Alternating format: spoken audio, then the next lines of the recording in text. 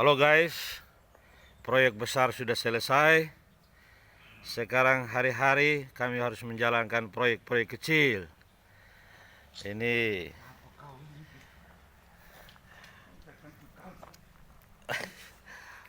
bos rumah lagi menjalankan proyek kecil di samping rumah ini. Lagi cabut-cabut rumput, tanam daun serai, tanam daun kemangi, bersihkan sekitar pohon pepaya,